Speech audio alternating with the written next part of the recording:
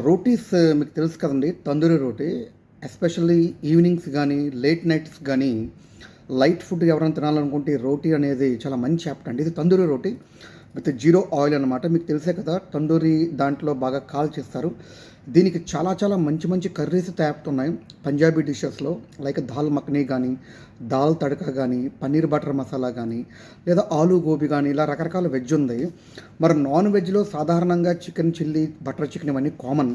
మనం స్పెషల్ తింటాం కాబట్టి చిల్లీ, అలాగే సేమ్ టైం మన చికెన్ పాలక్ అనమాట. తెలిసిందే కదా!